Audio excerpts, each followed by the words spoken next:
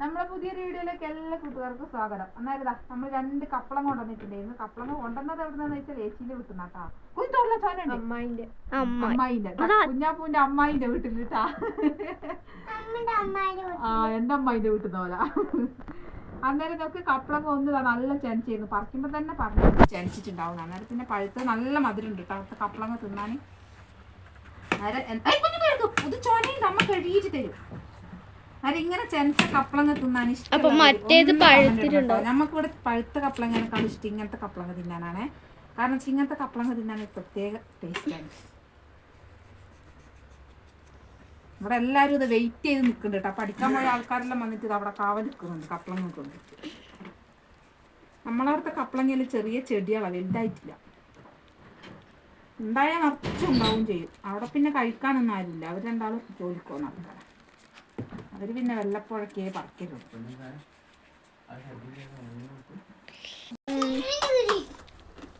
ഞാനിങ്ങനെ പഴഞ്ച കപ്പളങ്ങ തിന്നാൻ നല്ല ടേസ്റ്റ് ഉണ്ട്. നല്ല മധുരം ഉണ്ട്. ഉൾഭാഗം നല്ല മധുരം ഉണ്ട് കേട്ടോ. പുറംഭാഗം കുറച്ച് മധുരം കുറവുണ്ട്. പക്ഷെ നല്ല ടേസ്റ്റ് ഉണ്ട് തിന്നാൻ. അവിടെ പഴുത്ത കപ്പളങ്ങ അത് ഇതാ ഇവിടെ ഒന്നപ്പ ഇതുണ്ട് പകുതി. അത് നല്ല ചോനയുണ്ട്. ഇതിവിടെ എടുത്തൊക്കെ നാളെ തിന്നാം. മൂടി വെക്കണം കട്ടാൻ നേരത്തെ, അല്ലെങ്കിൽ കൂറല്ലോ. ഒരു തഹോർന്നുണ്ട് നമുക്ക് ഇനി ഉപ്പേരി വെക്കാനാട്ടോ. ഞാൻ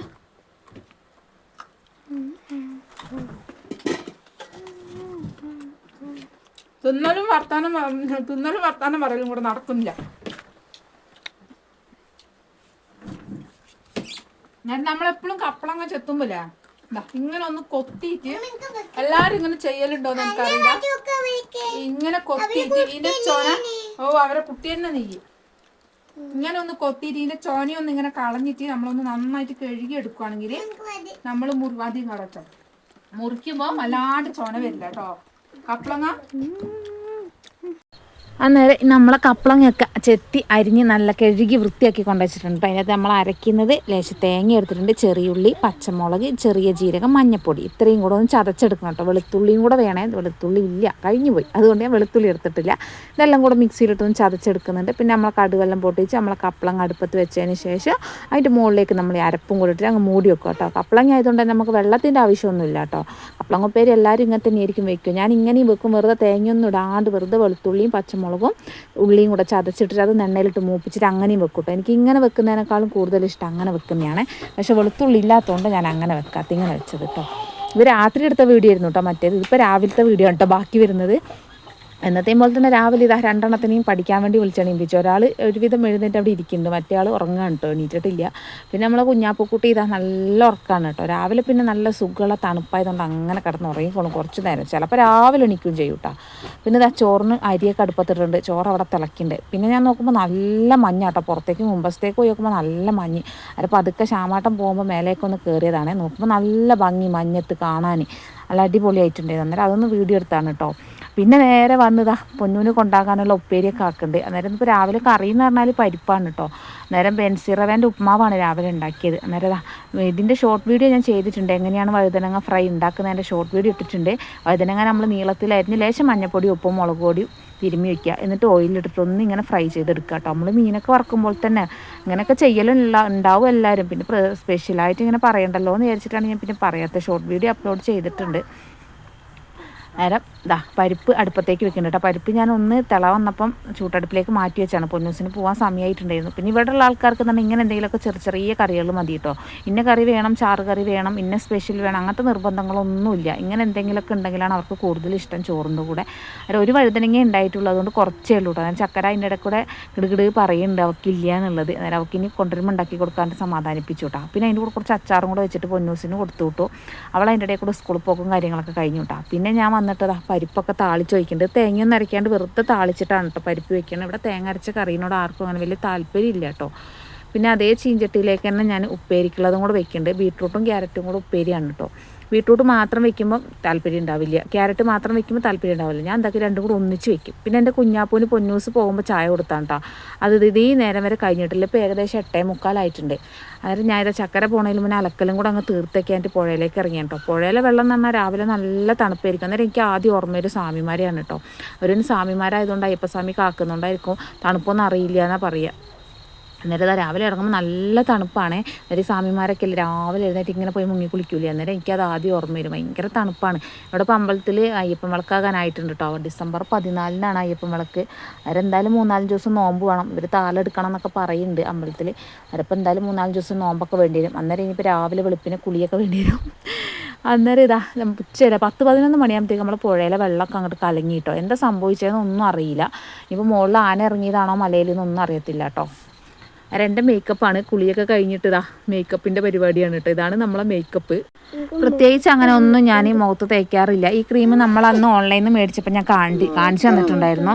ഈ ക്രീം നല്ലതാണ് കേട്ടോ. എനിക്ക് നല്ല മാറ്റമുണ്ട്. എൻ്റെ മുഖത്തിൻ്റെ വലിച്ചിലും കാര്യങ്ങൾക്കൊക്കെ നല്ല മാറ്റമുണ്ട്. എൻ്റെ ഡ്രൈ സ്കിന്നിന് ഒരുപാട് മാറ്റം വന്നിട്ടുണ്ട് കേട്ടോ. പ്രത്യേകിച്ച് തണുപ്പ് കാലത്ത് എൻ്റെ സ്കിന്ന് വല്ലാതെ ഡ്രൈ ആവുമായിരുന്നു.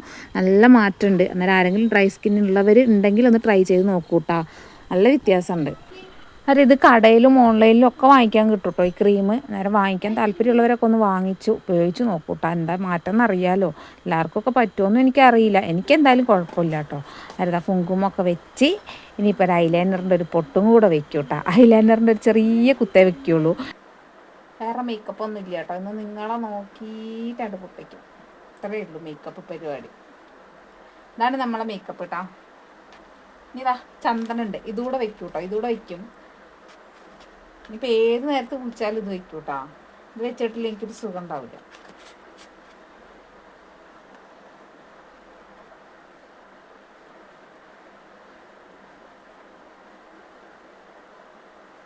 മൊബൈൽ നോക്കിയിട്ട് തന്നെ എന്നത്തെ വെപ്പൊക്കെ. ചോറുണ്ടിട്ടില്ല കേട്ടോ. ഇനി ചോറ് ഇടണം. കുഞ്ഞാപ്പൂനെ കുളിപ്പിച്ചിട്ടില്ല. കുഞ്ഞാപ്പൂനെ കുളിപ്പിക്കണം. അന്നേരം ഈ 2 പണിയും കൂടെ ഉണ്ട് കേട്ടോ. അവളെ കുളിപ്പിച്ചുറക്കണം. ഇന്നിപ്പോൾ ലൈവ് ഇടാൻ പറ്റുമോ എന്ന് അറിയത്തില്ല കേട്ടോ. ലൈവ് ഇടാൻ വൈഫൈ ഇല്ല. കണ്ടോ വൈഫൈ ഉണ്ടോ അവിടെ മിന്നി കളിക്കുന്നുണ്ട്. കണ്ടോ കാണിച്ചു തരാവേ. അങ്ങനെ വെച്ചാൽ കാണില്ല. കാണിച്ചു തരാം കേട്ടോ. ഉണ്ടോ വൈഫൈ ഇല്ല. വൈഫൈ ഇല്ലെങ്കിൽ ആ റെഡ് ലൈറ്റ് ഇങ്ങനെ മിന്നി കളിക്കും കേട്ടോ.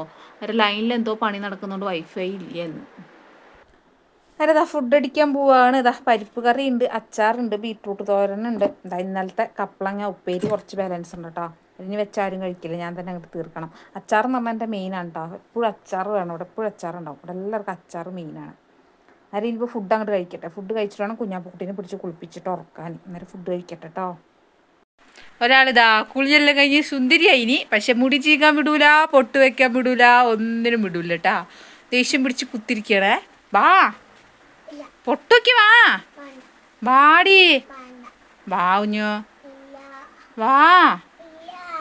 ഉറങ്ങുന്നില്ല എന്നൊക്കെ വാശി പിടിച്ച് കുറച്ച് നേരം ഇരുന്ന് നോക്കി. ഒരു വിധത്തിൽ ഞാൻ പിടിച്ച് കിടത്തി ഉറക്കി കേട്ടോ ആളെ. ആൾ ഉറങ്ങിക്കഴിഞ്ഞാൽ പിന്നെ എൻ്റെ അവസ്ഥ എങ്ങനെയായി അവസ്ഥയാണ് കേട്ടോ. ഇനിയിപ്പോൾ കുറച്ച് പണികളുണ്ട്. കുട്ടികൾ വരുമ്പോഴത്തേക്കും ചില്ലറ പണികളുണ്ട്, ചായപ്പരിപാടികളുണ്ട്.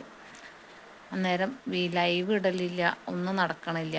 2 മണിക്ക് ലൈവ് പറഞ്ഞായിരുന്നു. ഇപ്പോൾ 2:30 ഈ നേരമായിട്ട് വൈഫൈ എത്തിയിട്ടില്ല കേട്ടോ. നെറ്റ് എന്തോ പ്രശ്നമുണ്ട് ലൈനിൽ.